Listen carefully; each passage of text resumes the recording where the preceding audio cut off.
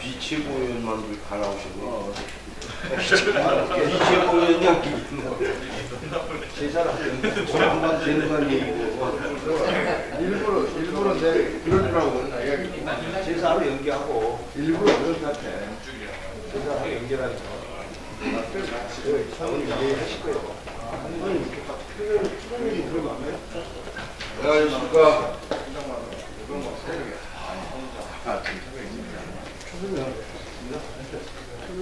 얼굴 많이 뽀얘지셨네. 서울 많이 드셨더라.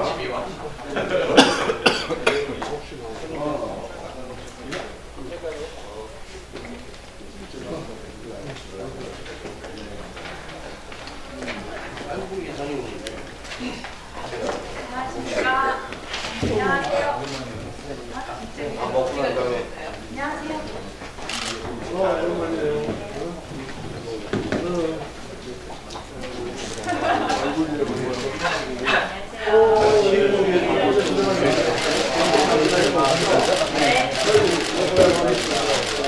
어르신들이 오니까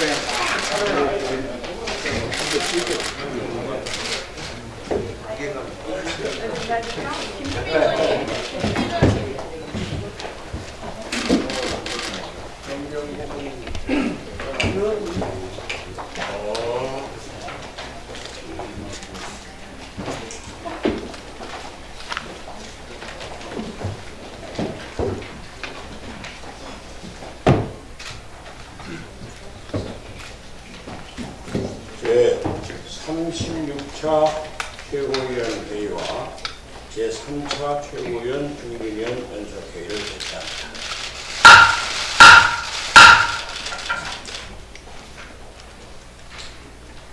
8월 3차 최고위원 중기위원 연석회의 개최 박준선 대표님, 김동수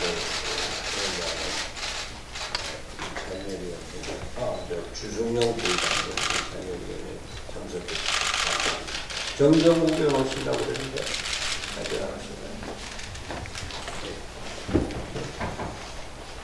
그리고 어제 광주에 갔을 때 박준 대표님, 김동수 위원장 같이 참여해 주셔서 대단히 감사합니다.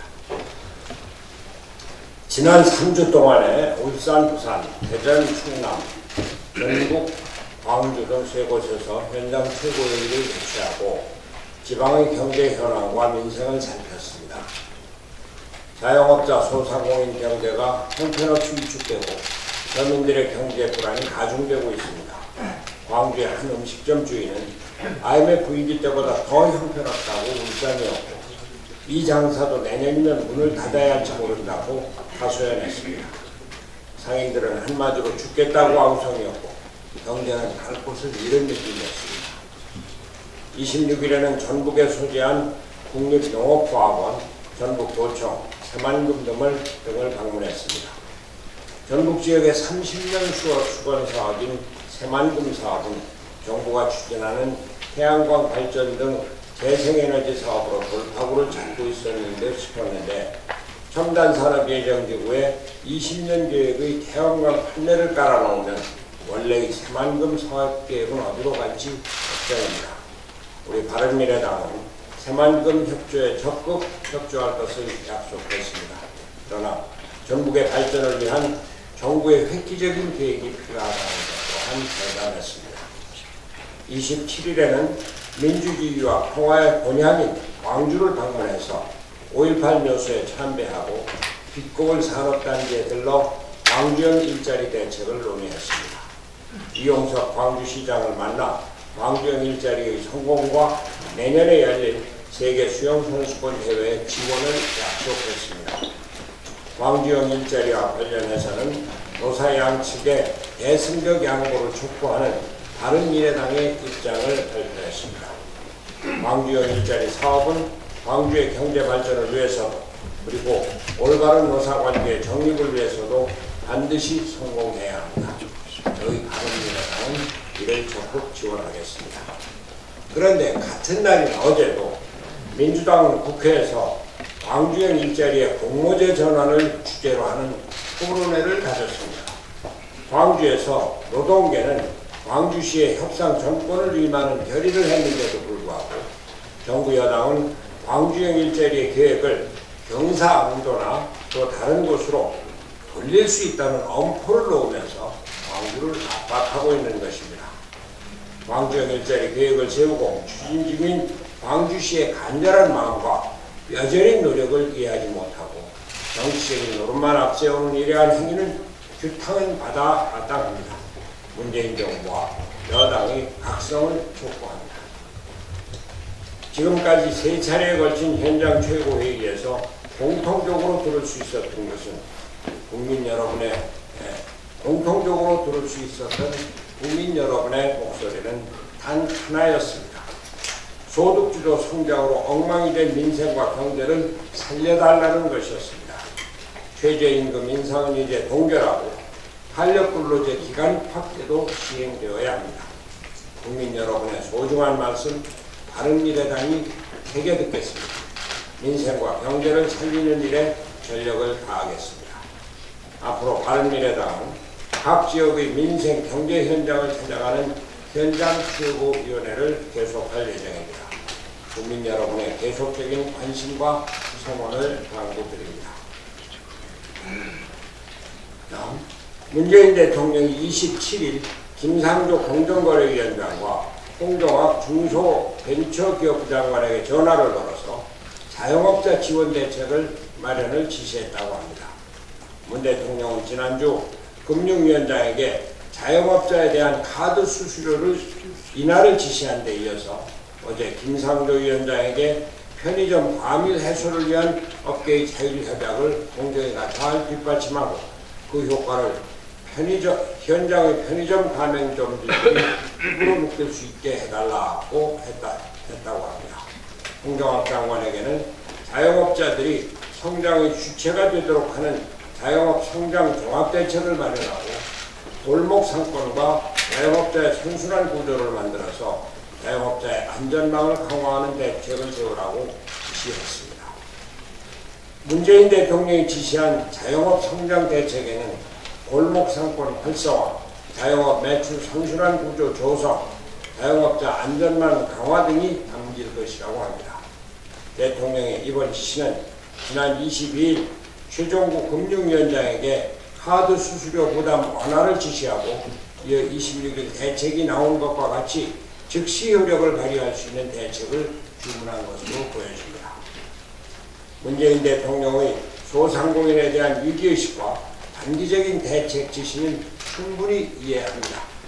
그러나 소상공인들은 단기적인 카드 수수료 인하나 과밀 해소 등 단기적인 대책이 아니라 경제의 회복이고 경제적인 수요의 증가입니다. 최저임금의 급격한 인상으로 직격탄을 맞은 이들에게 가장 중요한 것은 더 이상의 최저임금 인상은 없다고 안심시켜주는 것입니다.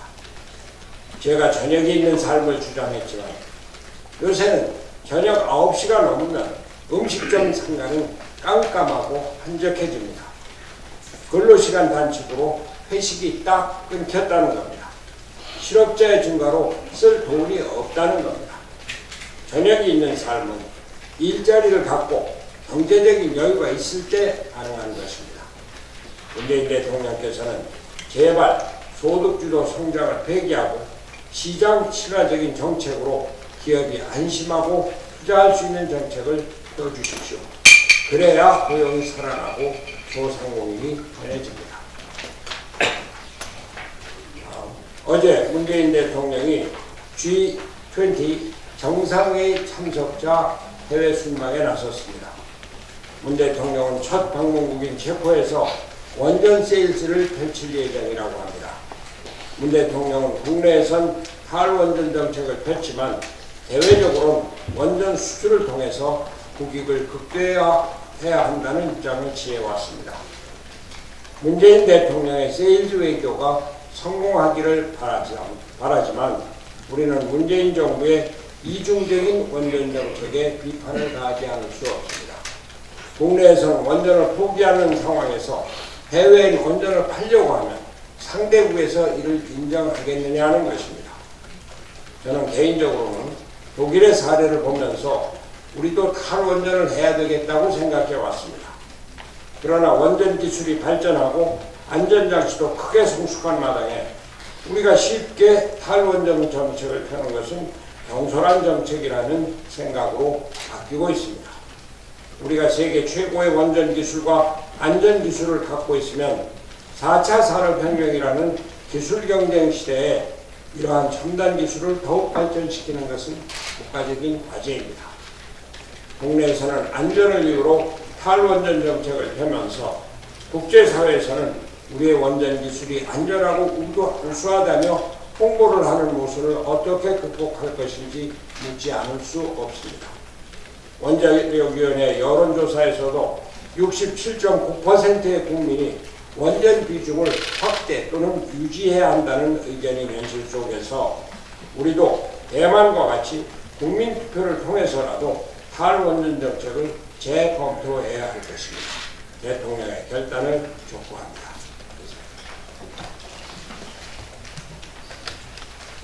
네, 원내대표입니다.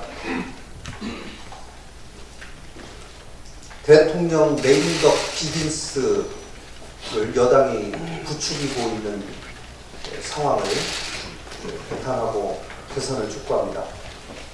최근 민주당 지도부와 민주당 소속 자치단체장들의 행태를 보면 우려스럽기 짝이 없습니다. 민주당 연출 대통령 레임덕 비즈니스가 되고 있습니다. 대통령은 취임 직후부터 줄곧 적폐청산을 주장해왔습니다. 공공기관 채용비리 근절과 연동형 비례대표제 도입은 대통령이 특별히 언급했고 여야정 협의체의 합의문에도 명시된 내용입니다. 그런데 민주당은 이런 대통령의 의지를 매번 무시하고 있습니다. 특히 연동형 비례대표제는 대선 공약이기도 했고 대통령이 취임 후에도 누차 언급했습니다. 또 대통령의 과거 당대표 시절의 당론이기도 합니다. 하지만 기득권을 놓지 않으려는 민주당의 당리당략은 대통령의 의지까지 꺾으려 하고 있는 상황입니다. 아직 대통령 임기가 1년 반 정도밖에 지나지 않았지만 여당 스스로 대통령의 레임덕을 부추기고 있는 상황입니다. 민주당 소속 수도권 광역단체장들도 마찬가지입니다.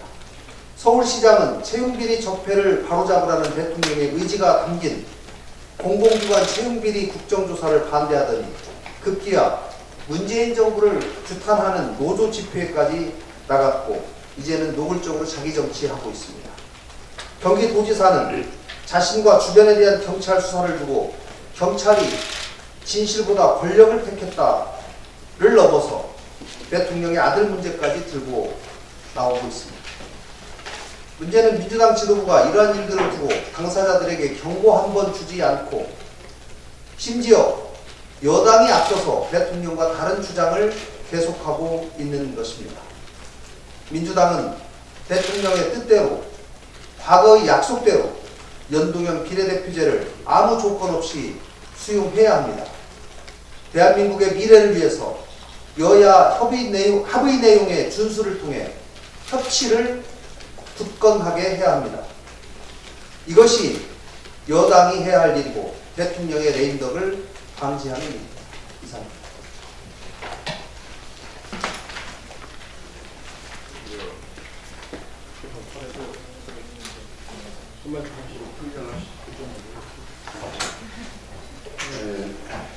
대표님께서도 말씀을 주셨습니다만 한마디 드리겠습니다. 모든 국민은 문재인 정부의 성공을 빕니다. 그래야만 국가가 안정되고 나라가 발전이 되고 국민이 편하기 때문입니다. 그런데 지금 문재인 정부의 성공에 대한 기대는 갈수록 좀 사그라들고 있다 이렇게 이야기합니다. 개헌을 통한 제한적 대통령제 폐단 극복은 이제 요원해졌고 선거제도 계획은 지지부진하고 청년 실업률은 IMF 이후 역대 최고치를 갱신하고 있고 급격한 최저임금 인상으로 곳곳에서 부작용이 보물처럼 터져 나오고 소득주도 성장은 경제성장이나 소득 증대는커녕 저소득층의 소득 감소와 소득 양극화를 더 갈수록 심화시키고 집값 폭등, 낙하산 인사, 채용 비리, 미래세대 부담 증대 등 국정 혼란과 국민의 삶이 피폐되고 있습니다. 이것은 오로지 이 정권의 아집과 오만이 가져온 결과로 생각합니다. 정부는 남북관계에 목매달며 희망 고문 속에서 설익은 정책들로 복이 든 사과를 계속해서 국민에게 쥐어주고 있습니다. 이제는 민심의 뚱맞아 곳곳에서 누수 현상이 발생해가지고 이 정권의 지지율이 50% 아래로 치닫고 있습니다. 과거 정권의 실패 반복과 답습은 곧 국민에게 대한 절망입니다. 더 이상 국민을 희망 고문 속에서 살아계서는 안 됩니다. 더 이상 국민에게 독이 든 사과를 강요해서도 안 됩니다. 현재 상황은 10년 보수정권 실정 후유증이라고 남 탓하기에 앞서서 문재인 정권의 독선 독주, 불통과 무능이 만들어낸 이 참상을 직시해야 됩니다.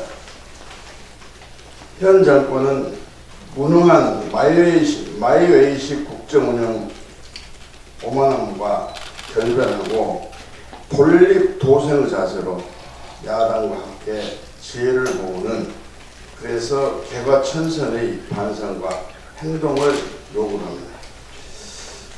광주형 일자리에 대해서 한 말씀 못하겠습니다.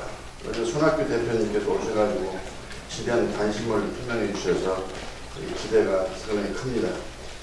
광주 지역 경제는 주력 사업인 자동차 산업 투자 확대를 통해서 지역 경제를 활성화시키고 산업 성장에 부합하는 인력 양성 및 지역 고용 거버넌스를 통한 협력 모델을 만들어 나가기 위한 것입니다. 이런 점에서 단순히 산업 생산량의 증대나 현재의 구조를 그대로 둔 상태에서 일자를 나누기 모델이 아닌 총체적인 지역 발전 전략 차원에서 접근이 이루어져야 한다고 생각합니다. 그래서 지금 광주형 일자리 사업은 노사뿐만 아니라 광주 시민 모두가 살 수 있는 광주 지역 경제의 새로운 생존 전략이 되어야 됩니다. 우리는 익숙한 것들로부터 결별을 하기란 쉬운 일이 아니라는 것을 너무나 잘 알고 있습니다. 그러나 자동차 산업의 노사관계에서 자발적으로 내부 변화가 일어나지 않으면 외부로부터 변화를 강요당할 수밖에 없는 현실이 될 것입니다. 이때 강요 주체는 시장이고 시장이 강요하는 변화는 자비롭지 못하다는 것을 인식하고 노사가 생존을 위해 양보와 타협을 이루어야 합니다. 아울러 여당에서 광주형 일자리에 대한 협박성 발언을 계속하고 있습니다. 광주형 일자리 문제의 해결에 요점을 간과한 채 무책임한 자세라고 하지 않을 수 없습니다. 광주 지역 경제와 광주 시민의 생존에 대한 협박이고 광주 민심을 외면하는 무책임한 정치행위라고 생각합니다. 지금 협박성 발언을 이어갈 때가 아니라 광주 일자리 사업이 첫 발을 내딛고 대한민국 새로운 일자리 모델, 즉 한국 자동차 산업이나 노사 관계에서 되돌릴 수 없는 변화의 이정표가 될 수 있도록 모든 대책을 강구해서 사업이 성사될 수 있도록 해야 됩니다. 특히 여당이 앞장을 서야 됩니다. 이상입니다.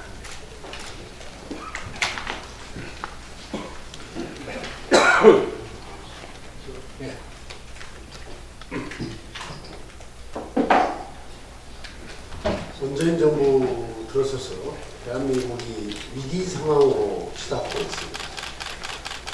참담한 심정으로 심각한 우려를 표명합니다. 고용 대참사, 군대 대참사로 민생과 경제가 위기입니다. 남북 관계에 올인하다가 한미 관계에 균열을 초래해서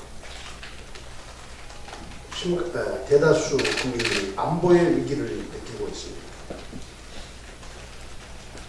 그런데 진짜 위기는 국가 공동체를 유지하는 핵심 축인 법 질서의 붕괴 위기입니다. 국가의 존재 이유가 무엇인가를 자문합니다. 국민은 국가 안보를 위해서, 국가 법 질서 유지를 위해서 기꺼이 병역 의무를 이행하고 납세 의무를 이행합니다. 국가 안보와 법 질서 유지는 복지국가, 도덕적 선진국가를 들먹이기 전에 국가의 최소한 기본적 기능입니다. 어제 유성기업 임원에 대한 야만적 테러가 발생했습니다. 얼굴뼈가 부러지고 코뼈가 함몰돼 전치 12주의 진단을 받았습니다. 죽여버리겠다는 협박도 있었습니다. 그런데도 공권력은 민주노총 눈치 보기에 급급합니다. 최근 경남 성우 하이텍 공장에서는 민주노총 화물연대의 불법 트럭 시위가 있었습니다. 민주노총 소속이 아닌 화물차를 배제하고 민주노총 화물차의 물량을 배정하라는 것이었습니다. 그런데도 경찰은 먼 산 바라보듯 구경만 했습니다. 정의, 평등, 공정을 놓치는 문재인 정부에서 정의가 무너져 내리는 이 기막힌 현실을 직면하고 있는 것입니다. 민노총의 무차별 불법 점거 사태는 관공서, 지방의회, 대검찰청까지 확산되고 있는데도 공권력은 무기력하기는 합니다. 급기야 대법원장에 대한 화염병 테러까지 발생하는 막장 사태까지 치달았습니다. 국가법질서의 최후 고리인 대검찰청사와 대법원 청사가 위치한 서초동 사거리 일대는 검찰과 법원을 흔들고 비난하는 불법 현수막이 거리를 뒤덮고 있는데도 어떤 공권력도 이것을 처리하지 못하고 있습니다. 국가 법질서 붕괴의 일자적 책임은 민노총 등 불법적 폭력을 행사하는 급진 과격 세력에 있지만 그 근본적인 원인은 이와 같은 법질서 붕괴를 묵인하고 방조해온 문재인 정부에게 있습니다. 국가 공권력의 두 축인 검찰과 경찰을 대통령의 인사권을 무기로 좌지우지해온 문재인 정부에게 있습니다. 문재인 정부의 대우 각성을 촉구합니다.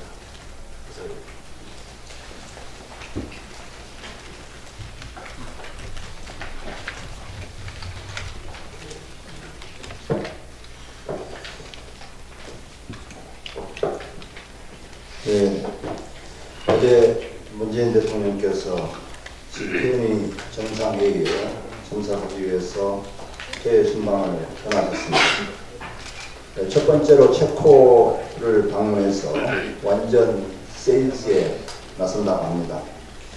저는 문재인 대통령의 원전 세일즈가 잘 될까 걱정스럽습니다. 최근 우리나라의 원전 수출 시도가 계속 잇따라서 틀어지고 있기 때문입니다. 한국은 영국에서도 원전 사업 우선 협상권을 따냈지만 지난 7월 그 권리를 잃었습니다. 사우디아라비아 원전 수주도 우리가 유리할 것이라고 했지만 예상이 빗나가고 있다고 합니다.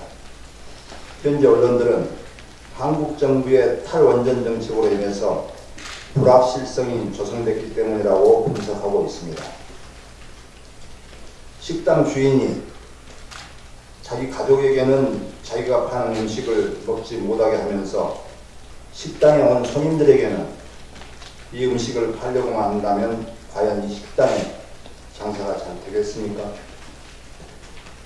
엊그제 대만이 국민투표를 통해서 탈원전 선언을 철회했습니다.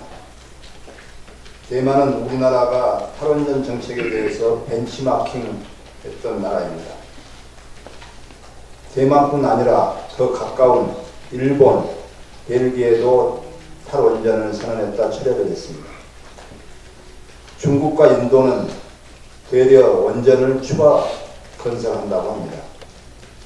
저는 우리나라의 에너지 운영 정책이 탈원전보다는 탈원전의 속도를 조절하는 방향으로 가야 한다고 생각합니다.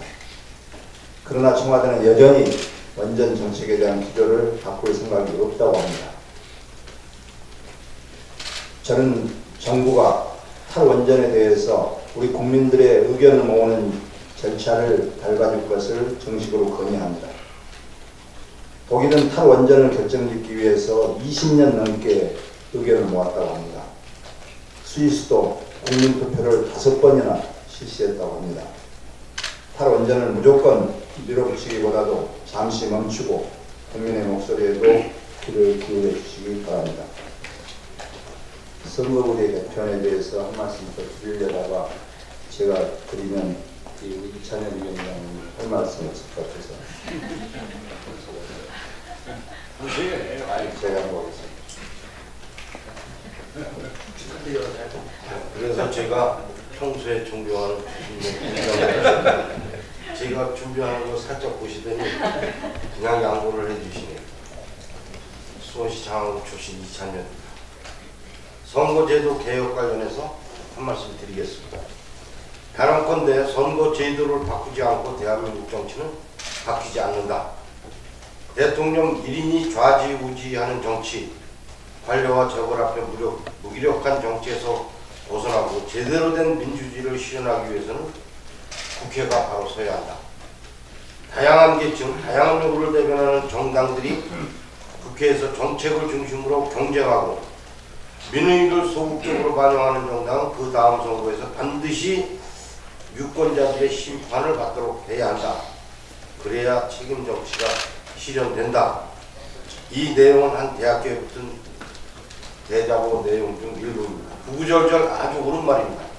특히 양대 정당인 더불어민주당과 자유한국당이 또 한 번 특히 명심해야 될 말이라고 생각합니다. 선거제도 개혁은 정치개혁을 위한 최우선의 과제입니다. 현행 선거제도는 우리나라 민주주의의 발전에 기여는 해왔지만 세월이 흐르면서 우리가 맞닥뜨린 수많은 시대적 과제를 해결하고 대한민국의 미래를 이끌기에는 한계에 다다랐다고 생각합니다.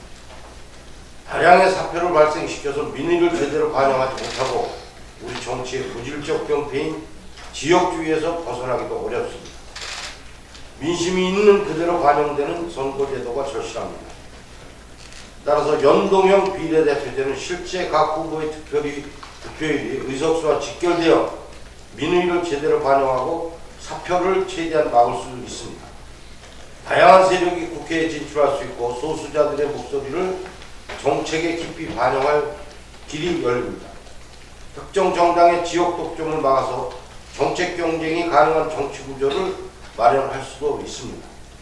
다당제가 가능하도록 정치의 틀을 근본적으로 바꿔서 사생 결단식 적대의 정치, 승자 독식의 정치를 끝내고 상생의 정치, 통합의 정치를 실현하는 디딤돌이 될 수 있습니다. 선거제도 개혁 없이 정치개혁은 절대로 불가능하다고 생각합니다. 선거제도 개혁을 열망하는 국민의 기대를 저버려서는 안 됩니다. 거대 양당은 더 이상 기득권에 안주하며 당락에 매몰되지 말고 선거제도 개혁에 적극적으로 나설 것을 강력하게 촉구하는 바입니다. 이상입니다.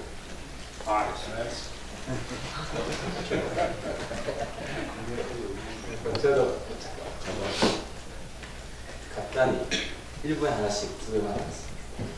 그 고용세습 폐지 거부하는 노조에 대해서 증거를 획기적으로 강화하는 법안을 발의하겠습니다. 오늘 한 언론 보도에서 나왔는데 대기업 노조, 현대자동차, 롯데정유화, 현대로템을 비롯해서 대기업 노조 6곳이 정부에서 고용세습 단협 시정 조치했는데도 다 거부했다고 합니다. 이 거부하는 이유는 벌칙이 너무 약하기 때문입니다. 벌금 최대 500만 원입니다. 껌값입니다. 이건 500만 원 내면 많아야 500만 원 내는 것이기 때문에 다들 거부하는데요. 만약 고용세습 이 폐지 거부하는 노조가 있다면 노조의 교섭 대표권을 박탈하는 법안을 발의하겠습니다. 교섭 대표권은 노조를 대표해서 사측과 협상하는 권리입니다. 노조의 핵심 기능입니다. 그래서 사실상 노조의 기능이 정지될 수 있도록 하는 이런 강력한 법안을 발의하겠습니다. 이래야 노조들은 정신 차릴 거라고. 또 한 가지는 문무일 검찰총장은 검찰 내의 이재명 지사 비호 세력을 밝혀야 합니다. 어제 검찰의 이재명 지사 자택 압수수색은 원래 준비된 쇼였습니다. 거기 뭐가 있겠습니까? 아무것도 없는 곳에 그냥 들어가는 쇼만 한 겁니다. 문제는 지난 9월에 경찰이 그 압수수색 영장 신청을 했는데 검찰이 반려했다는 겁니다. 검찰이 반려한 이유가 정말 기가 찹니다. 자발적 제출을 유도하라. 이게 이미 제출 요구하라는 겁니다. 아니 사고 치면 핸드폰 뺏기면 안 된다고 공개적으로 떠든 사람이 이재명 지사인데 핸드폰 안 뺏기려고 하는 사람한테 이미 제출, 자발적 제출을 요구하라는 논리로 경찰에게 영장을 반려했다는 것입니다. 들리는 이야기는 이재명 지사도 고시 출신이고 그래서 검찰 동기가 있고 비호하는 세력이 있다는 겁니다. 이 비호하는 대표적인 이 검사가 바로 경찰이 압수수색 영장 신청했을 때 이미 제출 명분으로 반려시킨 이 검사입니다. 이 검사가 누군지 문무일 검찰총장은 즉각 공개하기 바랍니다.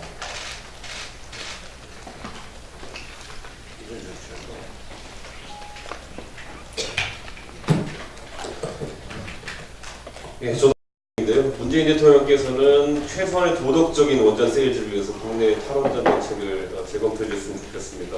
우리 국민들은 대만을 탈원전 모범 국가로 선전하던 정부 여당의 관계자들의 발언을 하나하나 기억하고 있습니다.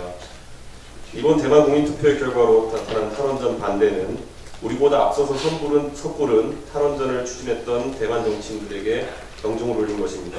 그러나 이제 우리나라 산업부 관계자들은 과거에 롤모델을 홍보했던 대만의 탈원전 중지에 당황하며 언론인들이 물었을 때 대만과 한국의 사례가 다르다고 언급하고 있습니다. 도대체 어느 장단에 춤을 추어야 되는 것인지 모르겠습니다. 또한 아까 주승용 부의장님께서 언급하셨듯이 자신의 자식들에게 팔지 못할 음식을 다른 사람에게 파는 식당 주인이 있다면 우리는 그 식당 주인이 불량식품을 판다는 의심을 할 수밖에 없습니다. 대통령께서 직접 세일즈에 나설 정도로 중요한 국가의 명예를 건 사업인데 해외에서 불량식품과 같이 희화화되는 것을 전혀 원하지 않습니다. 그리고 또한 팔 물건이라면은 국내에서 앞으로도 수십 년 동안도 운영해야 할 물건이라면은 그리고 그것의 안전이 중요하다면 최고의 인재들이 그것을 연구 개발하고 운영하기를 기대해야 합니다. 그런데 현실이 그렇지 못합니다. 올해 카이스트 원자력공학과 지원 학생이 0명이라는 보도는 갓 대학교 초년생이 된 학생들도 국내 탈원전, 그와 동시에 해외 원전 수출이라는 것이 성공할 수 없는 사기극이라는 것으로 인식하고 있다는 것입니다. 탈원전의 대안이라고 외치는 태양광 발전도 농어촌공사 사장으로 최규성 전 의원을 임명했다가 사퇴함으로 인해서 고양이에게 생선 가게를 맡겼다는 비판을 벗어날 수 없습니다. 즉각 국내 핵심 산업의 황폐화를 초래하는 탈원전 정책 추진을 재검토하시고 이념화된 에너지 정책을 재검토해 주십시오. 매번 정책 실패에 대해서 민주노총의 목소리에는 귀 기울인 척하면서 야당의 지적 그리고 국내 과학자와 기술을 가진 중소기업들의 애로에 대해서는 왜 외면하는지 도저히 알 수가 없습니다. 정부의 복지 예산이 늘어나면 늘어날수록 복지 관련 필요한 공무원도 늘어난다는데 바람직하지 않은 현상입니다. 정부가 일하는 저소득층한테 주는 근로장려금 그리고 저소득 가구의 자녀 양육비를 지원하는데 이 지급 업무를 국세청이 담당하고 전 직원의 20% 이상이 이 일에 매달리고 있답니다. 2018년 기준으로 직원 4천여 명이 이 일에 투입이 됐고 인건비로 연간 3천억 이상을 쓴다고 합니다. 문제는 내년입니다. 대상 가구가 2배 이상 늘어나고 지급액도 근로장려금의 경우에 1조 2,800억 원에서 3조 8천억으로 증가를 하고 연 1회 지급하던 것을 2회로 지급한다는데 그러면 당연히 필요한 인력이 증가되게 됩니다. 일단 국세청이 복지 업무를 하는 것은 맞지 않습니다.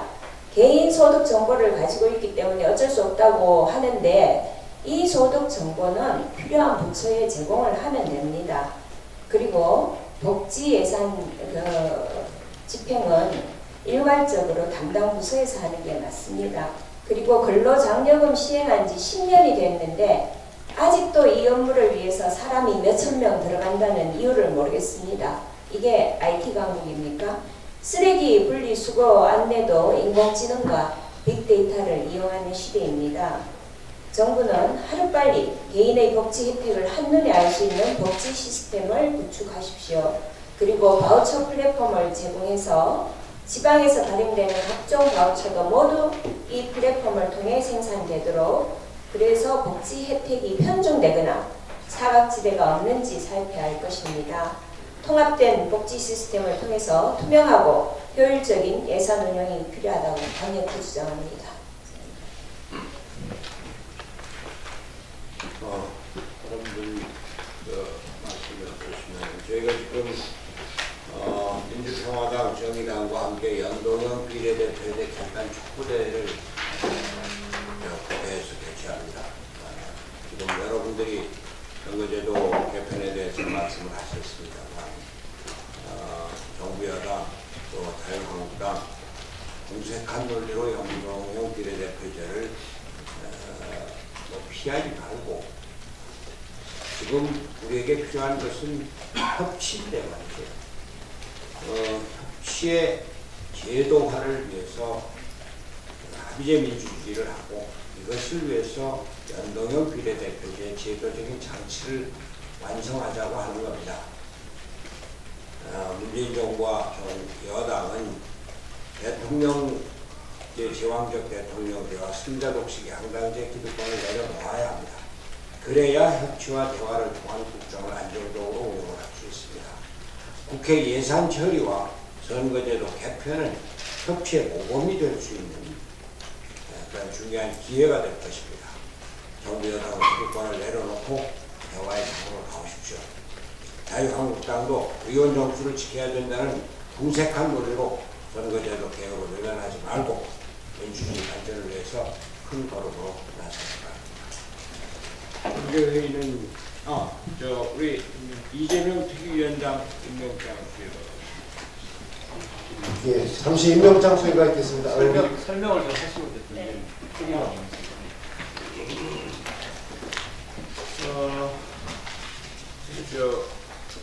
하태경 수여 같습니다.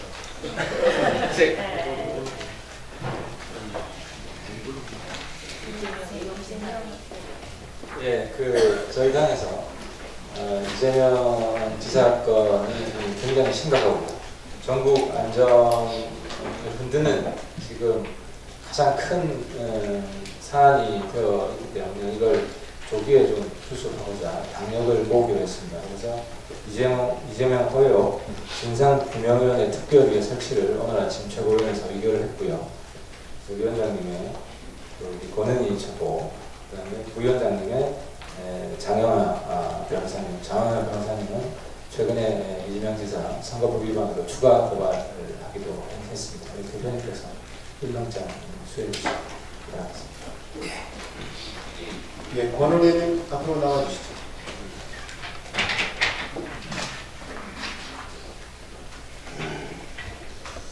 임명장 권은희 위 사람을 바른미래당 이재명 의혹 진상규명 특별위원회 위원장으로 임명함. 2018년 11월 28일 바른미래당 대표 손학규.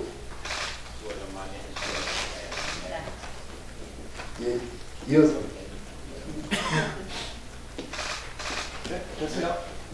이어서 장영하 의원님 이쪽으로.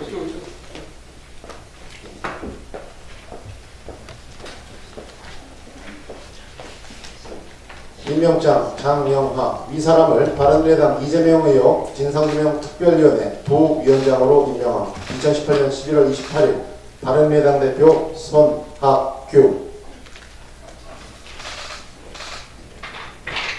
양해하시면 시간이 없긴 한데 우리 권은희 위원장 간단하게 한 말씀 드려야 될 것 같습니다. 예, 간단하게 하겠습니다. 제가 성남에 삽니다. 성남에서 여러 가지 사실 그런 루머에 해당하는 얘기를 많이 들었는데요. 이것들이 하나씩 둘씩 지금 수사가 되고 있습니다. 우리가 진실을 파악하는 것이 중요하고 잘못된 것은 바로잡아야 하고 잘못한 것은 벌을 받아야 합니다. 그렇게 되도록 저희들이 열심히 하겠습니다. 바른미래당이 사실 이재명 건에 대해서는 먼저 시작했다는 것을 우리 국민들이 알아주시기 바랍니다. 그러면 지금 말이죠. 잠시 후에 9시 45분에 국회 로텐더홀 계단에서 연동형 비례대표제 도입을 위해서 야3당 지도부 국회의원, 보좌진, 사무처 당직자들 모두 결집해서 단호한 의지를 표출하기로 했습니다. 당직자 여러분들께서 꼭 참석해 주시기 바랍니다. 이상으로 제3차 최고위원 중진회의 연석회의를 마치겠습니다. 대표께서